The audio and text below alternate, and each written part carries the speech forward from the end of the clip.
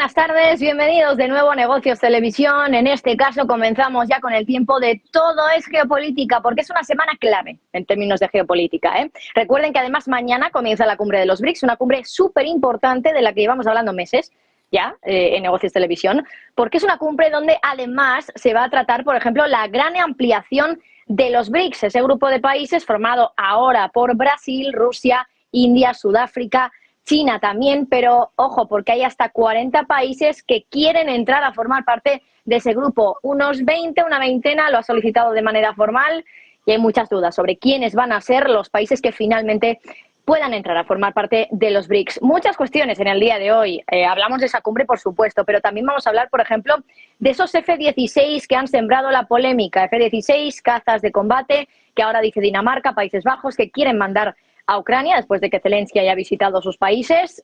Rusia, claro, lo critica, dice que esto va a agravar todavía más el conflicto, pero por su parte, por ejemplo, Dinamarca dicen que esto no es así y que ellos lo han decidido, los van a mandar simplemente por una cuestión de defensa propia, que van a ser unos cazas de combate que se utilicen exclusivamente para defenderse dentro de su propio territorio. Más cuestiones en el día de hoy también que trataremos enseguida. Por ejemplo, ese ataque con drones que ha habido en la capital de Rusia, en Moscú. Hasta 2 drones se han encontrado allí en Moscú, en la capital de Rusia. Se ha paralizado incluso el tráfico aéreo en la capital rusa. Y vamos a hablar de todo esto y cuáles pueden ser las represalias que pueda tomar Rusia respecto a este ataque que algunas fuentes aseguran que podría tener origen ucraniano. Ya son varios los acontecimientos de este tipo, drones con supuesto origen ucraniano que habrían intentado atacar la capital de Rusia o varias zonas de Rusia, así que son muchos los temas que tenemos hoy encima de la mesa. Apunte curioso también lo que ha ocurrido en la Luna, ese intento de alunizaje de Rusia que ha sido frustrado, finalmente ha habido un choque ahí, pero ojo, porque India quizá podría salir beneficiado de lo que ha ocurrido. Vamos a saludar hoy a Ariel Umpierrez, economista e historiador especialista en geopolítica, que lo tenemos hoy con nosotros. Ariel, muy buenas tardes. ¿Qué tal, Marta? ¿Cómo estás? Buenas tardes. Bueno, Ariel, en primer lugar, muchísimas gracias, como siempre, por estar aquí con nosotros en Negocios Televisión. Sabemos que es un mes complicado, así que muchas gracias por estar aquí. Vamos a comenzar con la cumbre de los BRICS. Comienza mañana, pero queríamos avanzarnos un poquito a qué es lo que puede pasar. Decía al principio que básicamente lo más importante de esta cumbre va a ser el tema de la ampliación de los BRICS. De momento formado por 5 países, pero hay hasta 40 que han dicho que quieren entrar. 20 lo han solicitado de manera formal. ¿Qué podemos esperar de esta cumbre y de la ampliación de los BRICS?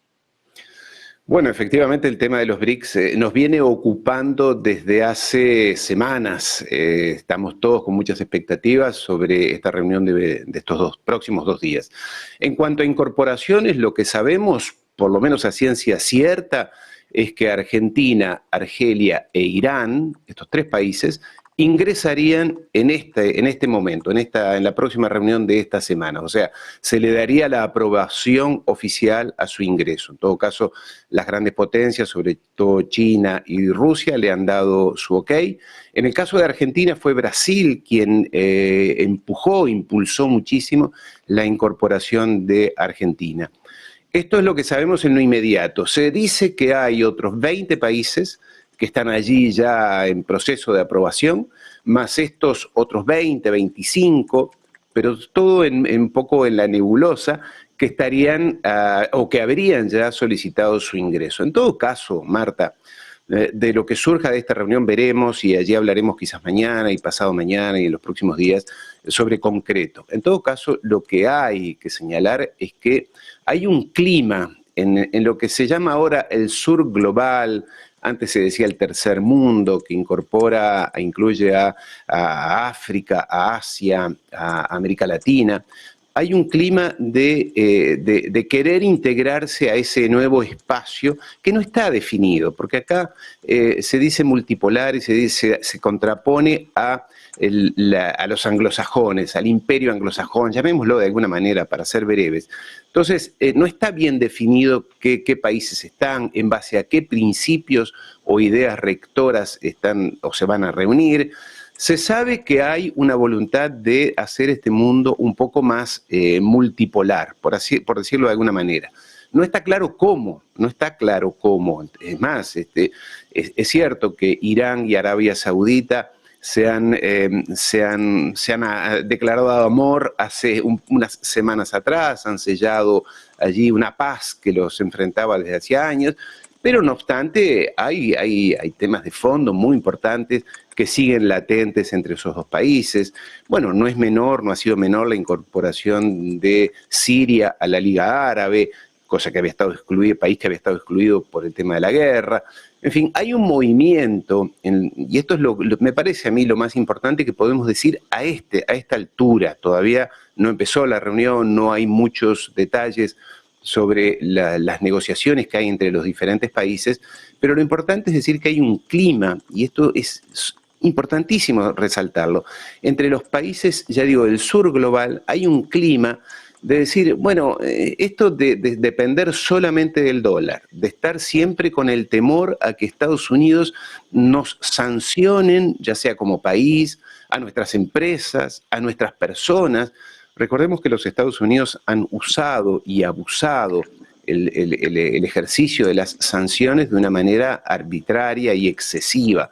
En el mundo hay unos 30 países sancionados, además de Rusia, de China, de Venezuela, de Cuba, etcétera. Hay cerca de 30 países. A eso hay que sumar empresas sancionadas. Hay muchas empresas, grandes empresas europeas, grandes bancos europeos, que están sancionados o que han sido multados por los Estados Unidos. Entonces, en ese clima de que si no haces lo que yo digo, si no te alineas con lo que yo pienso y con lo que yo creo, serás sancionado. Entonces, eso, Marta, hay un clima diferente. Marta.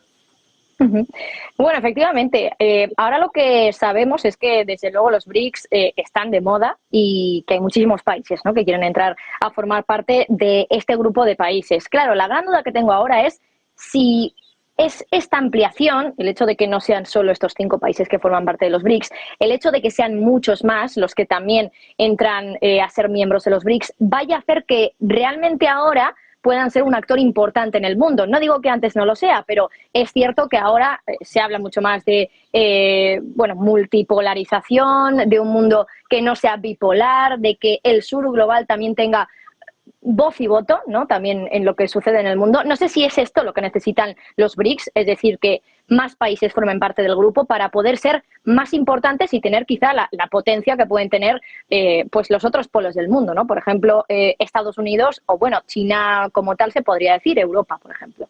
Claro.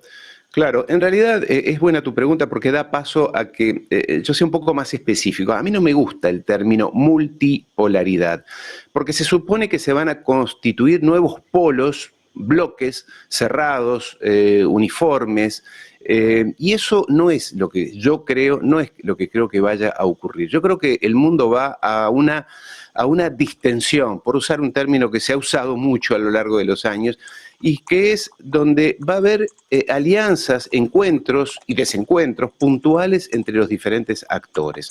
Doy un ejemplo para que quede claro qué es lo que estoy diciendo. Hace un par de meses atrás, un mes atrás, China recibió con toda la pompa y todo el lujo que saben hacer los chinos como visitante de Estado al presidente de la Autoridad Palestina. Y dijo en esa reunión, Xi Jinping, que lo recibió, el pueblo palestino es el futuro del Medio Oriente, hasta que no se resuelva ese problema, allí no habrá paz y el mundo, y se solidarizó con la causa palestina. Y al mismo tiempo estaba cerrando un acuerdo para comprar el puerto de Haifa en el norte de Israel. ¿Por qué?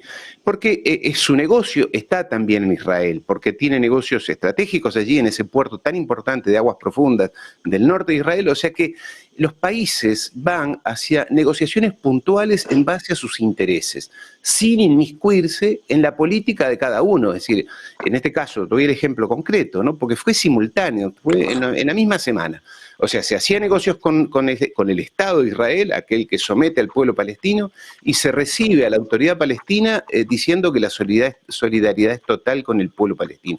A ese mundo vamos, hacia ese mundo que se contrapone al mundo actual, donde si no estás conmigo, entonces sanciones.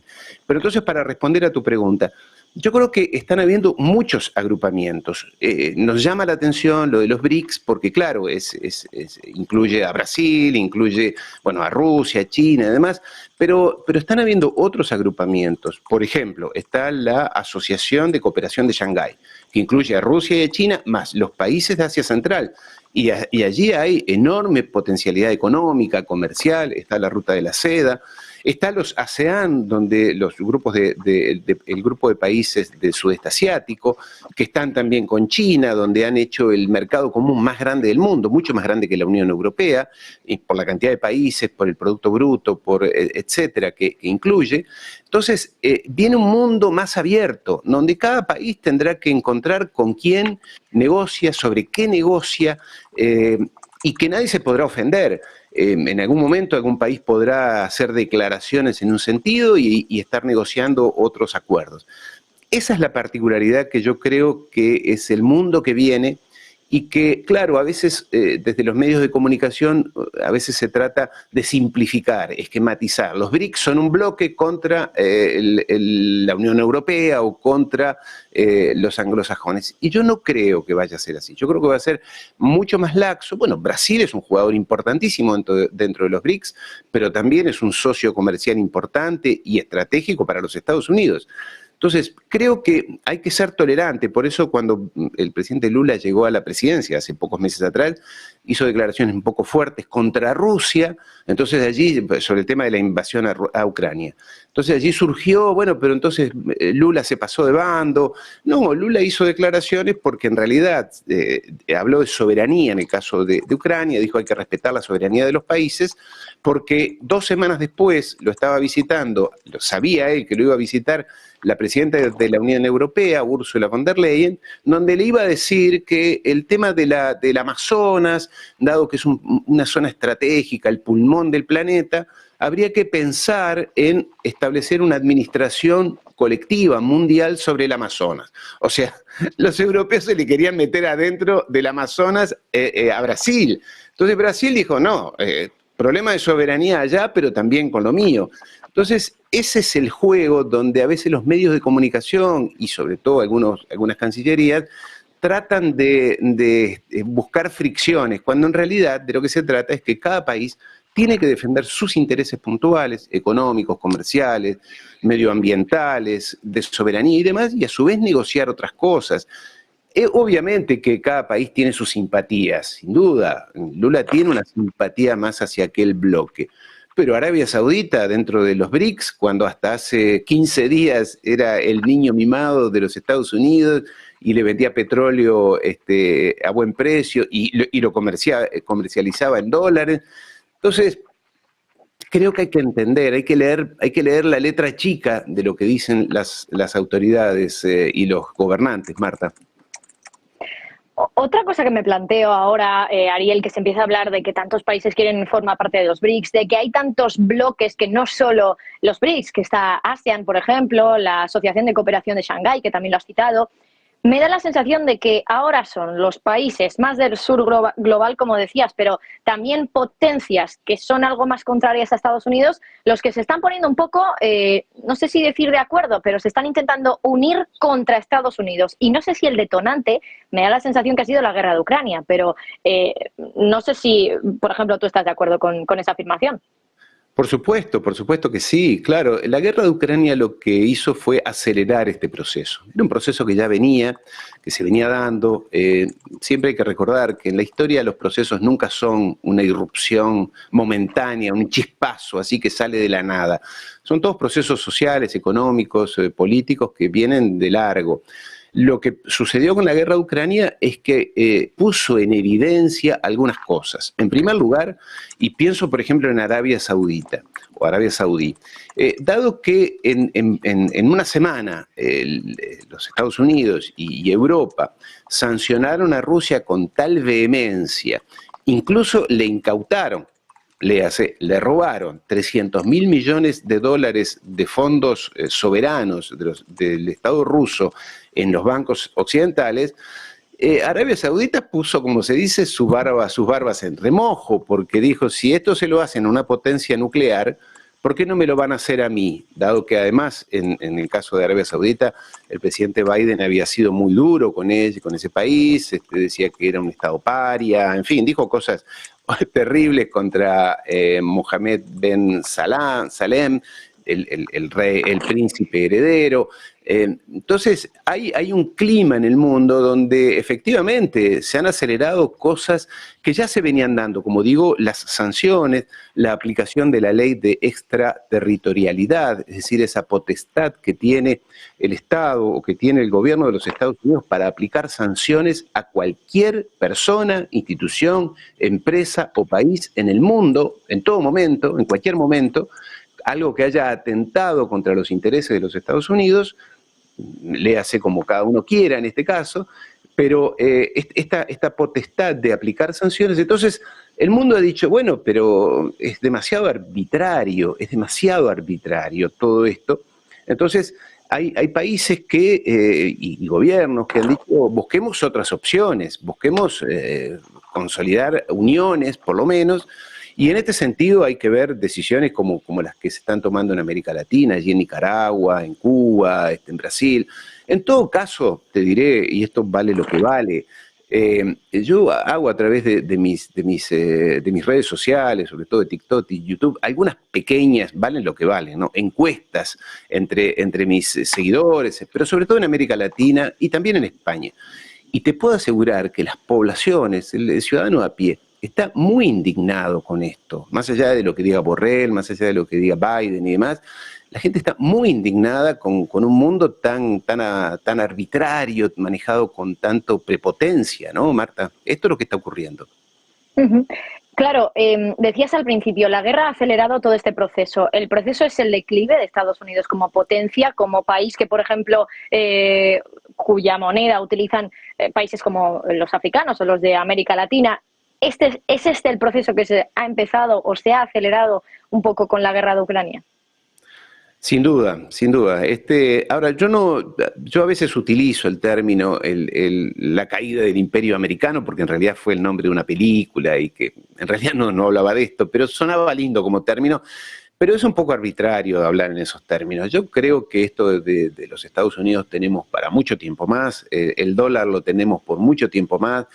Creo que van a empezar a haber espacios, sin duda, y aquí le atajo lo que algunos seguidores y comentarios que puedan haber en las redes sociales, no es que estoy mencionando de que Estados Unidos va a seguir siendo el mismo sheriff del planeta. Sí creo que va a tener que empezar a contar con nuevos jugadores, a tener en cuenta, cosa que les cuesta a los americanos. Yo he vivido muchos años en los Estados Unidos, conozco más o menos bien Washington, les va a costar y les cuesta mentalmente. Hay quienes dicen, y esto ya citando a algunos de las personas que analizan, dicen que ese imperio morirá peleando. Y sí, todos los imperios mueren peleando, salvo la Unión Soviética que se entregó gratuitamente, ingenuamente allí a fines de los años 80, principios de los 90, con Boris Yeltsin y con Mikhail Gorbachev. El resto mueren peleando. Entonces, ¿que vengan tiempos difíciles? Sí. Ahora, que el dólar recaiga o desaparezca o deje de ser la moneda de resguardo y de intercambio internacional importante en el mundo, yo creo que falta mucho, Sí están a la vista intercambios entre China, Arabia Saudita, Brasil, algunos países africanos, en yuanes chinos. Allí está Patrushev, el Nikolai Patrushev, el gran asesor de Putin, desarrollando esta idea sobre todo en el ámbito de la Confederación Económica Euroasiática, desarrollando nuevas medidas y nuevos instrumentos financieros para intercambiar, dado que salieron del SWIFT, intercambiar divisas y comercio en otras monedas. Están desarrollando modelos que lo permitan, ¿no es cierto? Pero lleva tiempo, no es fácil. Y después recordemos que países como China tienen muchísimos dólares. Los fondos soberanos chinos tienen muchísimos dólares.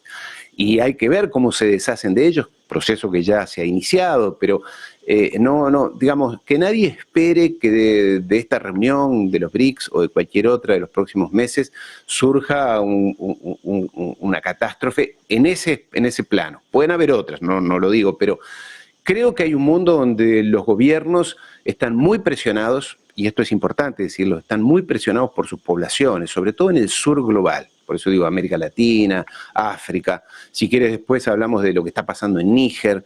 Yo he vivido en África y tengo amigos allí, sobre todo en el Congo, en Ruanda, me dicen es una barbaridad que los franceses quieran volver a invadir o estén promoviendo la invasión de otros países hacia Níger.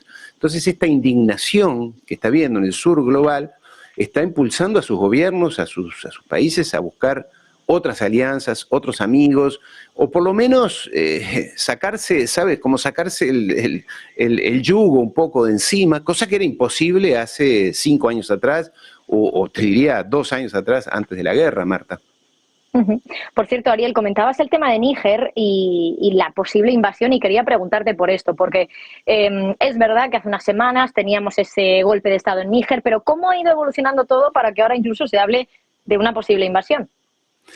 Bueno, desde el principio estuvo planteada la invasión, porque, claro, acá, sobre todo a Francia, le aparecen sus viejos instintos, ¿sabes? Esas viejas reacciones. Yo me imagino el Quai d'Orsay, el Ministerio de Relaciones Exteriores de Francia, que tiene una dependencia muy importante que se ocupa de África.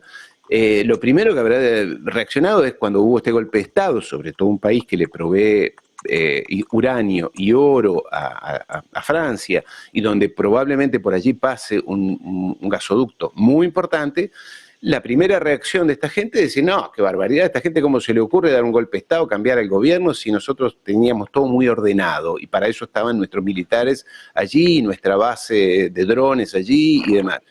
Entonces, inmediatamente hablan de poner orden entre comillas, para ellos es provocar que se mate a quien molesta, porque es así como se resuelven las cosas en África, que se mate a quien molesta y volver a poner algún Zelensky, algún títere, algún Zelensky allí, que siempre hay a mano, entonces, de gobernante. Entonces, pero claro, la realidad es que el mundo ha cambiado, como tú lo decías, desde la guerra de Ucrania.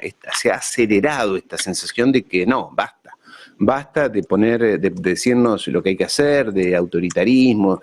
Entonces, recuerda, hace pocas semanas atrás, pocos meses en realidad, el presidente de Congo le dijo en conferencia de prensa allí, en público, al presidente Macron, que estaba parado a su lado, le dijo, trátenos con respeto, basta de ser paternalistas con nosotros, basta de subestimarnos en público. Esto nunca se había visto así. Podían decirlo para su consumo interno, pero ante el presidente de Francia, quien además se sentía muy incómodo, evidentemente se sentía muy incómodo. Entonces, han cambiado las cosas, están cambiando los tiempos, pero a las potencias, en este caso a Francia, a los ingleses, les cuesta adaptarse, les cuesta, y yo creo que van a ir a darse la cabeza contra la pared, porque lo de una posible invasión sería una calamidad incluso para la opinión pública. Es decir, más allá de que están haciendo todo lo posible a través de Le Monde y de los medios de comunicación oficiales allí en Francia, que ya no son oficiales, pertenecen a 2 familias, es decir, no son órganos independientes, son absolutamente privados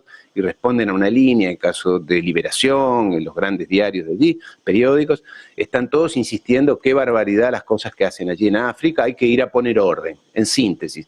Y en el subconsciente colectivo del público francés dice, bueno, estos africanos nunca se ponen de acuerdo con nada, por suerte que vamos a ir nosotros a poner orden. Eso es lo que apela en el inconsciente de manera sutil y subliminal, ¿no es cierto? Ahora, eso en África va a estar complicado, porque la opinión pública africana está definitivamente en contra de cualquier intervención. Ya lo dirás tú, creo que lo has mencionado antes en otra entrada, que las fuerzas de Wagner están allí llegando a Malí de manera abundante, o no se sabe cuánto, pero en todo caso hay redes sociales que indican que han aterrizado aviones con personal, etc. Entonces, y recordemos, y en esto concluyo este capítulo, esta parte, recordemos lo que dijo Putin hace, no sé, 2 semanas atrás, 10 días atrás, dijo que más o menos en síntesis es que el sur global ahora puede contar con Rusia para el apoyo militar, cooperación militar. No dijo les vamos a mandar guerra, a mandar armamento, pero dijo estamos dispuestos a desarrollar y a aumentar la cooperación militar entre Rusia y los países del sur global. No dijo ni África, dijo a todos. Entonces, recordemos que Rusia es el segundo exportador mundial de armamento, después de los Estados Unidos. Entonces, hay algo que no hubiera dicho Putin, no lo hubiera dicho hace 3 meses atrás. Esto de aumentar la cooperación militar, porque todos sabemos qué quiere decir, ¿no, Marta? Uh-huh. Bueno, y de vuelta al conflicto entre Rusia y Ucrania, quería también tratar un poco cuáles son las cuestiones de más actualidad en este sentido, cuáles son las últimas noticias que hemos recibido. En el día de ayer, bueno, este fin de semana, se ha hablado de la posibilidad de que Dinamarca y Países Bajos vayan a mandar esos cazas F-16, efectivamente así lo han confirmado ambos gobiernos. Claro, hoy Rusia ha reaccionado, dice que esto agravaría el conflicto, pero ¿cómo estás viendo, desde tu opinión, Ariel, el hecho de que otros países, en este caso Dinamarca y Países Bajos, ahora manden este tipo de armamento, cazas de combate, a Ucrania? Dicen que es para defensa propia. ¿Cómo lo ves? Bueno, defensa propia no, porque son armas de ataque, ¿no? O sea, son equipos de ataque, son equipos muy letales, tan probados como muy letales. Acá hay dos o tres puntos. En primer lugar, hace meses que se habla de los F-16, los famosos F-16.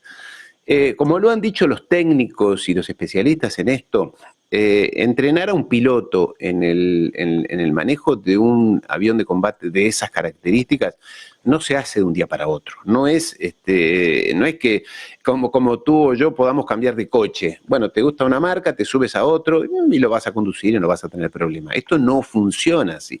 Son equipos de altísima complejidad, muy específicos, donde cada equipo tiene sus condiciones muy particulares y esto es importante porque las personas quizás a veces lo ven en la televisión o en las películas y no se imaginan, el piloto de combate y sobre todo un caza de estas características es la persona que quizás dentro de las profesiones sufra mayor estrés porque tiene que hacer en el lapso de segundos, una cantidad enorme de gestos, de movimientos, de acciones que los tiene que hacer de manera instintiva. En el día de ayer, en los Estados Unidos, la esposa de un piloto de la Armada de los Estados Unidos decía: mi esposo ha entrenado a pilotos y lleva años entrenarlos porque allí no se puede pensar, no hay tiempo para pensar cuando uno está arriba de un vehículo de esa naturaleza. Entonces, esto tiene una cuota de propaganda. Ahora lo vamos a mandar porque, claro, viene la tercera ola o cuarta ola de la contraofensiva ucraniana. Entonces vamos a enviar mayor armamento y esto se alimenta, lo que quiero decir es que se sigue alimentando una ilusión, un cuento. Y el cuento es que Ucrania le va a ganar la guerra a Rusia y Rusia se va a desmoronar.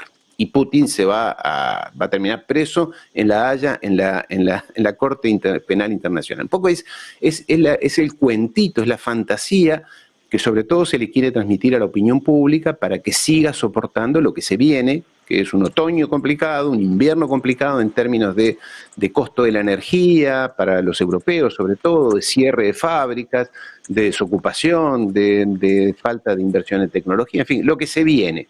Entonces, pero como les vamos a ganar la guerra, por eso siempre están agregando algún elemento adicional a esta guerra. Eran los tanques Leopard, los tanques Abrams, después vinieron los misiles de mediano alcance, los de largo alcance, ahora son los F-16. Lo cierto es que, como dijo un alto funcionario del gobierno polaco, en Ucrania ya han muerto más o menos 10.000 polacos. Lo dijeron este fin de semana, 10.000 polacos. Los ucranianos han perdido entre 250 y 300.000 personas, más algo así como 4 millones de mutilados. O sea que estamos hablando de una catástrofe humanitaria, porque acá no importa si son rusos, ucranianos o polacos o donde sea, son seres humanos, son familias, etc.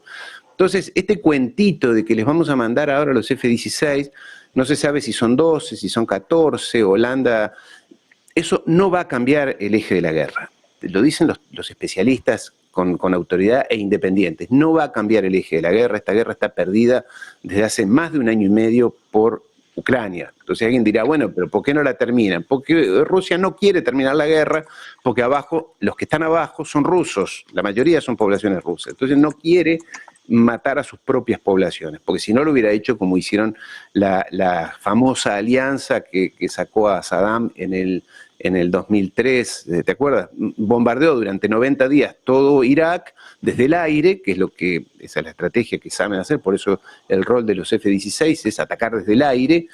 Sí, pero desde el aire se hace como se hizo en Irak, destruyendo todo, matando todo, aniquilando todo lo que quedaba, lo que había abajo, y bueno, así es relativamente fácil, entre comillas.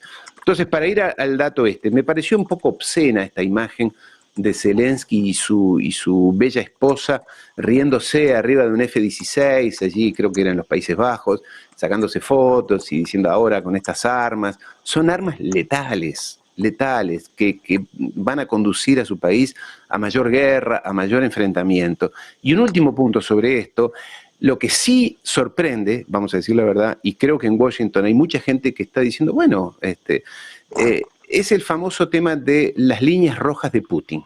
Putin dijo, si me mandan los tanques Abrams y Leopard, eso es una línea roja y vamos a enojarnos mucho. Después, si mandan los misiles de 300 kilómetros, nos vamos a enojar mucho.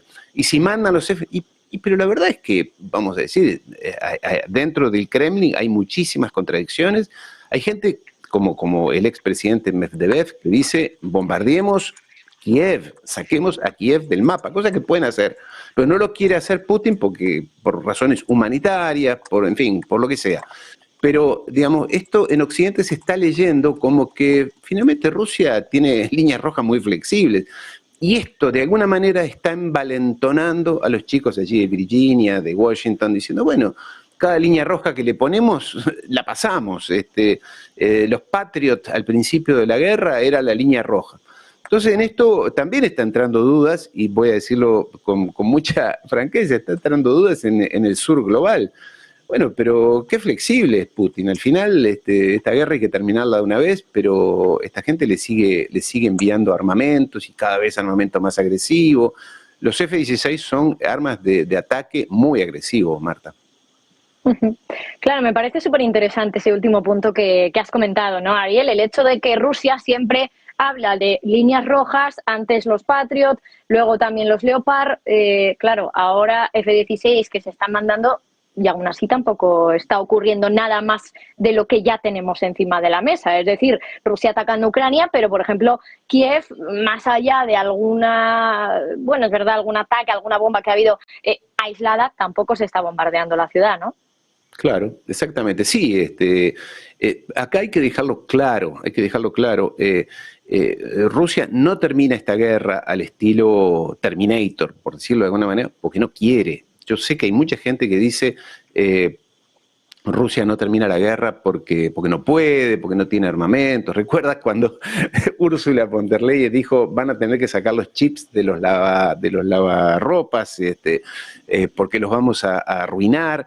Eso es un cuento chino, en realidad, que se cuenta en Occidente para calmar a la opinión pública y darle la expectativa de que esta guerra es ganable. Esa guerra no es ganable y Rusia podría terminar la guerra aniquilando todo, ¿no? Aniquilando todo, lo cual, ¿qué es lo que proponen el Partido Comunista en Rusia? Recordemos que el Partido Comunista en Rusia sigue vivo y es la principal oposición a Putin en la Duma, es decir, en el Parlamento. Porque hay gente que cree que Putin es el rey, que está solo allí en Versalles y que decide todo él solo con 2 o 3. No, él no decide solo nada, él tiene contradicciones internas, tiene tiene algunos halcones como Medvedev y otros que le dicen a por ellos, y nada de paz. Bueno, Medvedev dijo hace unos días atrás, aquí no va a haber proceso de paz, ahora ninguna paz. Tendrán que venir de rodillas los ucranianos a pedirnos clemencia. Es la única posibilidad de que esto termine. Entonces, en este estado de contradicciones hay un tema que está pendiente y es que en algún momento, por alguna razón, Se pensaba que los drones sobre el Kremlin iban a ser la bisagra, el antes y el después. Bueno, ya atacan el Kremlin, ¿te acuerdas? Aquellos 2 drones que no causaron ningún daño, pero fueron un símbolo de algo. Y entonces se pensaba que a partir de ello la reacción rusa iba a ser terrible. Y no lo fue,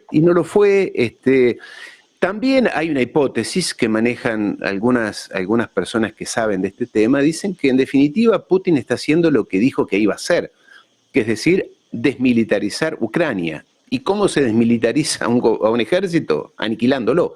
Y lo está aniquilando capa a capa, ola a ola. Cada vez que, ahora ya dicen los informes de inteligencia rusos que los soldados ucranianos que capturan o que están muertos, los nuevos, son gente ya grande, ya hombres de 50, 60 años, o sea que se está apelando, y algunos niños o muy jóvenes. Ya el soldado común, digamos, el combatiente de 25, 20, 25, 30 años, ya esos fueron desmilitarizados, horrible el término, o desnazificados, como decían ellos. En realidad, las imágenes que aparecen y de personas que están allí en el frente, que sobre todo transmiten a través de las cuentas de Telegram, indican que realmente los mandan a la carnicería. Es más, ellos decían, se ha utilizado el término ya horrible, de la picadora de carne, no llegan ni a la primera línea de defensa rusa. Entonces, de alguna manera, Rusia los está dejando venir y los está aniquilando, porque además tiene poderío aéreo, en fin, todas las técnicas que no me gusta enumerar aquí, porque son un poco siniestras, pero que realmente el poderío ruso en términos militares es apabullante. Entonces, hay voces en Washington que dicen, la guerra tiene que terminar. Yo dije hace 2 semanas atrás, creo que no sé si contigo o con José Antonio, que la información que tenía era que ya en Washington estaban buscándole un sustituto a Zelensky, que Zelensky, con esta cosa tan agresiva y tan arriba que él tiene, ya ha sido incómodo. En todo caso, no sería la persona que podría negociar una paz en los próximos meses, porque claro, él dice que hasta que no se vayan los rusos y hasta no reconquistar Crimea, no hay paz. Entonces con esa persona no se puede negociar.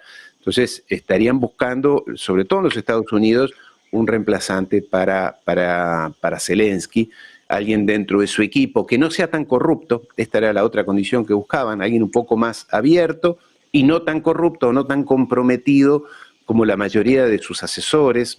Acá al ministro de Defensa de Ucrania se le encontró hace 2 semanas atrás comprando una villa, una mansión de $700.000 en la costa azul francesa para su hija, con dinero de los contribuyentes europeos. Esto es magnífico, y además sale en el New York Times, no es que sale en una red social por algún complotista, Marta. Bueno, interesante todo lo que nos vas comentando, y sobre todo eso que decías de las represalias que Rusia ha amenazado con ellas en algún momento y luego no las ha ejecutado, ¿no? Y sin ir más lejos, se ha hablado mucho también en estas últimas semanas, estos últimos meses en realidad, de ataques ucranianos de origen ucraniano en suelo ruso, y no se ha hecho nada. El último, por ejemplo, en las últimas horas. 2 drones, presuntamente de origen ucraniano, que habrían atacado directamente a la capital de Rusia. Concretamente, uno de ellos dicen que ha caído muy cerca del domicilio de la directora de Russia Today, que precisamente es un medio que, bueno, pues muchos vinculan directamente como más cercano al Kremlin. ¿Por qué Rusia no reacciona? Da la sensación que no reacciona a que Ucrania esté directamente, si es que nos creemos esta versión, por supuesto, nos creemos que los drones sean ucranianos. ¿Por qué no reacciona de manera contundente a que Ucrania toque suelo ruso? Sí, lo de Russia Today en realidad es oficial del gobierno ruso, ¿no? No está próximo, sino que es la voz oficial del gobierno ruso. Es como F en España, digamos, está vinculada directamente al gobierno en este caso, y que, bueno, esto del dron parece que en realidad fue fortuito, no cayó muy cerca, pero bueno, así se lo hace aparecer, de la casa de la directora, que no recuerdo cómo se llama. ¿Por qué no? Esta es la gran pregunta que todo el mundo se hace. Las personas que están cerca de Putin y transmiten algo, dicen que él no quiere dar la imagen de matar civiles, de quedar como como Bush o como Aznar o como Tony Blair, que mataron 1 millón de civiles en Irak, Afganistán y demás. Él no quiere esa imagen, él no es esa persona, dicen ellos, y que por otra parte la imagen internacional de Rusia se vería muy dañada con eso. No obstante, también es cierto, es que Rusia ha dicho siempre, pasa que en Occidente se lo ha tergiversado o no se le ha querido creer. Él dijo, no queremos conquistar, no queremos someter a Ucrania, no es nuestra intención ocupar Ucrania, no queremos ocupar Ucrania. Entonces, dicho, lo único que quiero yo, ha dicho él desde un inicio, es proteger la población rusa o prorrusa de allí, del Donetsk, de la frontera de esas cuatro provincias que están en límite con Rusia. Esa es la intencionalidad, ha sido la intencionalidad inicial de Rusia, ha sido lo que durante 8 años, porque en realidad recordemos que esto empezó en el 2014, durante 8 años Rusia y Putin en particular apostó a los acuerdos de Minsk, o sea, que se respetara la autonomía de esas poblaciones, que se les diera posibilidad de hablar su propio idioma, en fin, y que no se incorporaran a la OTAN y no se pusieran bases militares allí y que no se los siguiera bombardeando, cosa que hicieron durante 8 años, matando 15.000 civiles, más o menos, los ucranianos a sus propios compatriotas prorrusos. Cosa que reconocieron Merkel, que reconoció Hollande, el francés, el expresidente, dijeron durante esos 8 años lo que hicimos fue ganar tiempo para armar a Ucrania, entrenarla, darle dinero y prepararla para ser más agresiva contra Rusia. Entonces, no obstante, Rusia dijo durante esos 8 años, y lo dijo en diciembre del 2021, es decir, antes de la invasión, dijo, respeten esto, la soberanía sí, pero respeten la neutralidad de Ucrania. Y ahí se terminan los problemas. Entonces, insisto con esto, lo que dicen quienes leen la mente de Putin con cierto realismo, dicen, nunca estuvo en la intención de destruir Ucrania, ni ocuparla, ni destruir Kiev. Bueno, en esto también hay que ver que a veces uno como ciudadano dice, bueno, si el otro ataca, yo respondo. Es decir, esto de la represalia, del ojo por ojo, de si alguien ataca a mí, yo le voy con una granada más grande. Esto salvo los anglosajones, que sí reaccionan así, porque cuando pasó lo de las Torres Gemelas, sin ningún fundamento y totalmente equivocados, los norteamericanos dijeron, fueron los afganos y fueron los iraquíes, que tienen además armas de destrucción masiva, vamos a invadirlos como respuesta. Esta reacción, diría, infantil, primaria, un poco subdesarrollada que tiene esta gente, muy, muy básica, me atacan, ataco. No siempre se reacciona así, y no siempre hay por qué reaccionar así. Creo, insisto, todo esto que está pasando de los drones y algunos ataques allí también dentro de Crimea, en realidad no le hacen daño específico a Rusia y no va a cambiar el curso de la guerra.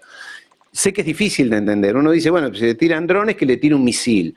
Y esta disproporción, no siempre todos los gobiernos ni todos los líderes políticos reaccionan de la misma manera. Estamos acostumbrados por las películas de Hollywood, estamos acostumbrados por estos prepotentes que hay allí en Washington, a que me haces algo y yo te tiro con todo. Y no es así, y no debe ser así, y el mundo que viene no tiene por qué ser así. Y vamos a hacer, y con esto lo concluyo, lo de los drones sobre Rusia y el asesinato, inclusive, te acordarás, que cumple ahora un año, de Nugina Alexander, la hija del filósofo, esta chica joven que murió en un atentado el año pasado, la hija del filósofo ruso, allí en Moscú, fueron en algunos casos hasta provocaciones, sin duda, buscando esa reacción, buscando esa escalada, buscando que Rusia reaccione desmesuradamente. Y esta gente se mide, dice, no está en mi interés, hace un cálculo y dice, no sería lo mejor que yo reaccione aniquilando, destruyendo toda Kiev, por ejemplo. Cosa que, una vez más, pueden hacer y podrían hacerlo, tienen los medios técnicos. Entonces, esta mentalidad que se nos ha instalado en el mundo en las últimas décadas de creer que si alguien me hace algo y si soy el más fuerte, uso mi fuerza desmesuradamente, como sí hacen los norteamericanos. Insisto, lo hicieron en Afganistán, en Irak, en Siria, en Libia, en Sudán, y lo quieren hacer ahora en Níger otra vez, Marta. Bueno, pues muy interesante todo lo que acabas de comentarnos, Ariel. Vamos a continuar hablando de Ucrania, porque hoy ha hablado Zelensky en esa ruta por los países nórdicos que está haciendo estos días. Y, por ejemplo, ha alertado un poco a los países vecinos de Rusia. Dice que todos van a estar en peligro si Ucrania no prevalece. Da la sensación de que es un poco el mismo mensaje, ¿no? que suele trasladar siempre para que el resto tengan miedo y sigan ayudando a Ucrania. No sé si en esto Zelensky está siendo demasiado alarmista o si tiene algo de razón. Zelensky, además de ser un irresponsable, es un criminal de guerra, ha conducido a su pueblo a una matanza que decía recién, 300.000 muertos, heridos y demás, absolutamente innecesarios. Y contigo he hecho varias veces la misma pregunta, las dos mismas preguntas que las reitero y no aparece la respuesta lógica. ¿Qué ha ganado Ucrania con esto? ¿Y qué va a ganar dentro de meses, semanas, cuando tenga que finalmente sentarse a negociar, haya perdido una gran parte de su territorio, haya perdido el acceso al mar? Porque esto de Odessa creo que se va a concretar, la conquista de Odessa por parte de Rusia. ¿Y qué ha ganado de Europa? Esa es la segunda pregunta. ¿Qué ha ganado de Europa con todo el dinero que ha enviado, con todo el enfrentamiento que ha tenido con su vecino? Su vecino, Rusia, está allí, es un vecino, un poquito lejos, pero está allí, que además es un país europeo, ha perdido el gas, en fin, todo lo que ha pasado. ¿Qué han ganado Rusia y Europa? Gran pregunta. Algún día Borrell tendrá que sentarse en algún banquillo a explicar por qué hicieron toda esta locura. Pero bueno, esto de Zelensky diciendo que Rusia va a invadir al resto de los países o que si él no gana las democracias del mundo, es una estupidez. Este hombre es un irresponsable, siempre ha sido un irresponsable. Creo que está muy sometido a algunos consumos que él hace, que está demostrado, no es un complot, y que está sujeto a golpes emocionales, ¿sabes? Puntuales. Entonces, él tiene que decir eso como propaganda para que el resto de los vasallos europeos, Pedrito Sánchez, Macron y el resto de Scholz, que está perdiendo las elecciones y va a perder las elecciones, el canciller alemán, dice que no entiende por qué la gente no lo quiere. Y si lo ha conducido a Alemania a la peor crisis económica de la posguerra, y de la cual le va a costar muchísimo salir, cosa que yo no creo que salga, porque lo que se pierde en producción y en industrias y demás es muy difícil, si no imposible recuperar, cosa que está pasando a Alemania. Entonces, él tiene que de alguna manera darles, como se diría, darle letra, darle excusas, explicaciones al mundo de por qué esta guerra tiene que continuar, porque si no, los rusos van a llegar hasta Lisboa. Es decir, van a arrasar con las democracias europeas. Una verdadera estupidez, un delirio propio de este hombre, alentado sobre todo por los británicos, y asustar a la gente, porque hay que asustar. El miedo es, lo vimos en la pandemia, es el mejor instrumento, el mejor vehículo para someter a las personas y someter a los pueblos. Con miedo todos nos paralizamos y dejamos que alguien nos conduzca. En este caso Zelensky, los británicos, en fin, los muchachos de la Unión Europea, esos burócratas también irresponsables, que siempre hay que recordarlo, ganan 40.000 euros por mes, no pagan impuestos y no mandan a sus hijos a la guerra. Ellos hablan desde el púlpito y dicen lo que otros tienen que hacer, y otros son los que mueren, y otros son los que pagan los impuestos, para que ellos, sin que nadie les haya autorizado, acá no ha habido ni ningún referéndum, ni votaciones de ningún tipo, Borrell y Úrsula destinen miles de millones de euros de los contribuyentes europeos a la guerra. Se los saquen a los agricultores españoles, se los saquen a las pequeñas y medianas empresas europeas y se lo manden a la guerra. Entonces, para ir al tema de vuelta, esto hay que darle una explicación. Y entonces Zelensky dice, cuidado porque los rusos van a llegar hasta, no sé, en cualquier momento va a decir que van a llegar hasta París, cosa que es obviamente una estupidez. Este hombre ya no tiene, claro, era un cómico, ¿sabes? Era un actor cómico, entonces él nunca entendió bien la diferencia entre la realidad y la fantasía. No estoy hablando mal de los actores cómicos, a los que respeto mucho y quiero mucho y me gusta, pero claro, puesto a gobernar y puesto a conducir una guerra, es como poner a un mono a conducir, a manejar una navaja, ¿sabes? Puede pasar cualquier cosa, un mono con una navaja, o con una ametralladora, ¿no? Le das una ametralladora a un mono, hace cualquier barbaridad. Esto es Zelensky hoy día, Marta. Ariel, hay otras cuestiones que también quería comentar contigo. Por ejemplo, la semana pasada se hablaba de una especie de alternativa como corredor del Mar Negro para la exportación de grano. Y hoy Reuters lo que está publicando es que Ucrania estaría considerando, según algunos productores, utilizar ese corredor de exportación del Mar Negro de tiempos de guerra, dicen, que se ha aprobado recientemente en la última semana, para poder enviar grano desde Ucrania a otros lugares. ¿Hasta qué punto esto puede ser algo viable? Porque ya sabemos que Rusia ha dicho que cualquier buque que lleve grano en el Mar Negro puede ser considerado un objetivo. ¿Qué tiene de especial este corredor? ¿Por qué ahora de repente se habla de ello? Bueno, Ucrania está buscando, yo más que vender su grano, cosa que sí le viene bien y lo necesita, está buscando provocar. Es decir, lo que mejor le puede pasar a Ucrania va en este sentido de lo que decía de la irresponsabilidad de Zelensky. Lo que mejor le podría pasar a Zelensky es que Rusia hundiera algún buque con granos, y sobre todo, mejor aún, si ese buque fuera de alguna bandera, de algún miembro de la OTAN, digámoslo de alguna manera. Eso sería fantástico, porque sería la excusa ideal para que esta guerra escalara a niveles superiores. Yo creo que las que están más preocupadas con la salida del grano ucraniano son las tres multinacionales norteamericanas, que son las que negocian los granos, que son Cargill, que son Monsanto, que son DuPont, empresas multinacionales norteamericanas que hacen el gran negocio del grano.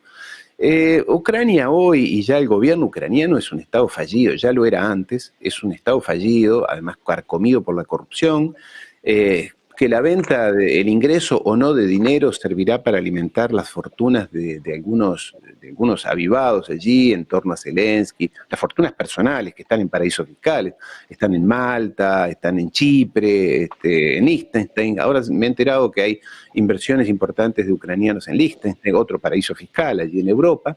Entonces, aquí de alguna manera lo que está sobre el tapete es cómo hacemos para que esta guerra se complique más, escale más, y que ocurriera en todo caso un bombardeo o el hundimiento de algún buque por Rusia, de algún buque con granos, sería genial, sería espectacular para los amigos ucranianos y sobre todo para Zelensky, para su causa. Yo creo que en este caso lo más importante es que Rusia ha bombardeado y ha prácticamente destruido todas las terminales cerealeras que tenía Ucrania en el sur, sobre todo allí en la salida del río Dnieper. Hay un par de lugares que no recuerdo sus nombres, el bombardeo muy importante al puerto de Odessa, que mira tú qué particularidad, y tiene que ver con lo que decíamos justo al inicio de los intereses hasta contradictorios que pueden tener los países. ¿Sabes quién es el dueño de dos de las terminales cerealeras más importantes de Ucrania? Son empresas chinas, es China, empresas, pero son el gobierno chino. China era un gran inversor allí en Ucrania y es particularmente en terminales portuarias que se dedican al manejo de cereales, o sea, la salida de cereales, de puertos ucranianos. China, inversor allí, y por eso China, sabemos, que en algún momento le dijo a Rusia, bombardea todo, pero esas terminales déjamelas porque son mías, aunque parezca mentira, pero estas cosas funcionan así.